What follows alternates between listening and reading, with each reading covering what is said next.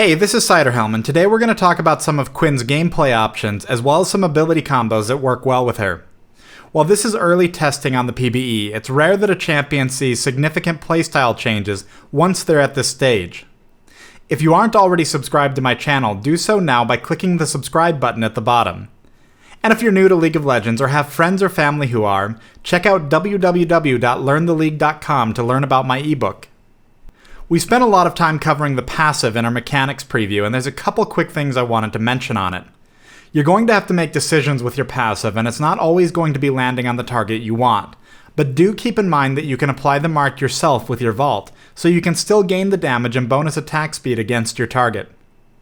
There's one neat thing you can do thanks to her passive's reveal component. If you're tracking a single opponent and believe they're inside nearby brush, a very simple combo only requires activating heightened senses. By granting vision around you and revealing the target, Valor will immediately fly down and apply the passive, which in turn reveals the target for a much longer duration, provided you don't consume it immediately. The passive is pretty good and it allows for significant bonus damage. It gives you opportunities, and while it's not always consistent or even helpful, particularly if Valor takes too long to fly down, it's still overall a strong passive. Blinding Assault is huge, as being able to fairly easily blind an opposing AD carry is huge for exchanges. If you're an AD carry playing against Quinn, you're really going to want to keep minions or another champion between you and her when possible, just to avoid the blind. There's not much to say about heightened senses since most of the effect is passive. However, keep in mind you can activate the ability for vision, and use that to get a target over a wall for your vault. During her ultimate, this is just a dash, meaning you won't have to worry about being knocked right back over the wall. The only downside to Vault is it's not as strong an escape mechanism as many other carries offer, in that it requires an enemy target and the direction you go is dependent on their location. This means that getting flanked can potentially leave you without an escape. That said, the ability works fairly well both for escaping and chasing, as well as simply being able to help burst someone down. For escaping, it's going to be most effective when opponents are already on top of you. For example, if an enemy bruiser or tank has just used a gap closer to get at you. This will put you once again at max range, and because it tracks a target during the animation, it can still put you further back if they try to flash or blink too quickly. Keep positioning in mind, especially near jungle walls. There's usually some way to position yourself from an incoming enemy to where you can vault over a wall, and getting behind jungle monsters also allows this. For chasing, the ability to dash to the target and slow them is fantastic.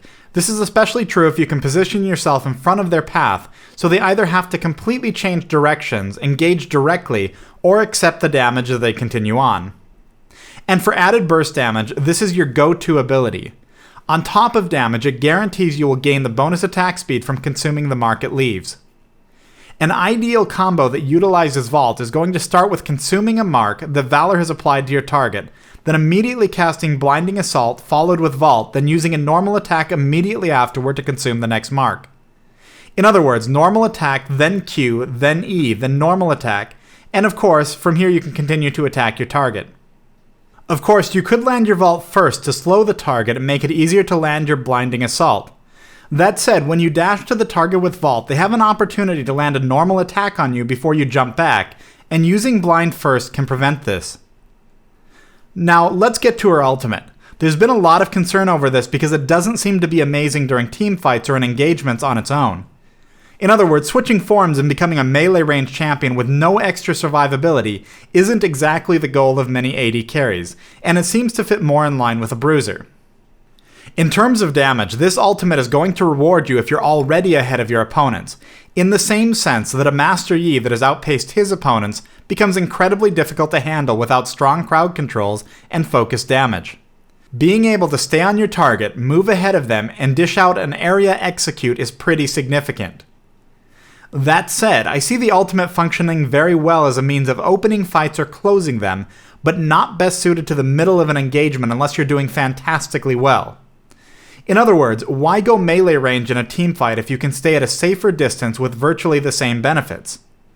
Use Valor for getting to a fight, or for cleanup duty after a fight, or for fleeing a fight that's gone south. Even if you flee, the duration is long enough that you could re-enter the fight from a different angle. The final combo I'm going to bring up is using her ultimate, then using Vault to dash to the target, then using a normal attack, then using Blinding Assault, then using her ultimate again to activate Sky Strike. This should be a fantastic closer for opponents who have been harassed down. Beyond damage, I'm going to make a few arguments for why this ultimate is really awesome and potentially very frustrating to play against. The first one has to do with laning, and it's the one that totally sold me on this. Watch this clip as Leona lands her ultimate from a significant distance away. Quinn swaps to bird form and is able to fully engage despite the huge gap between them, thanks to the bonus movement speed. In terms of laning and ganking, this is such a huge thing, because it means Quinn can stay in position until the moment of engagement. In other words, she does not need to start repositioning, which can easily give away that a gank is about to occur if the opponents are paying attention. Beyond this, it also means she can follow up on plays like this and get into fights quickly, even if she's not near them in the first place.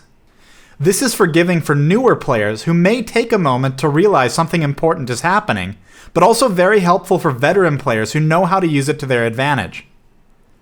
Having her ultimate available means Quinn is going to have a lot of great opportunities to split push, and with good ward coverage, very few team comps will be able to stop her from escaping from a lane she's extended in. For comparison, she will potentially move far faster than Master Yi, and can only be pushed out of this if she's put in combat. And being able to engage the neighboring lane at lightning speed is huge. It means she'll be more able to farm other lanes, even if an enemy team is actively pushing a different lane. As we mentioned with Vault, flanking targets is a great way to keep damage up. Using Valor to achieve this is ideal. Overall, I see Quinn playing as a very bursty champion who should trade well as an AD carry, and who may do well in top lane. I suspect her ability to extremely quickly move around the map with relatively little cost is going to be frustrating to play against. Beyond this, she's going to do very well if she starts gaining an edge, in particular because she has the tools to clean up people who are fleeing. Thanks for watching this video. I'll be releasing the full Katarina guides shortly, followed up with a new tactical. Subscribe to the channel to keep up to date with this content as it releases.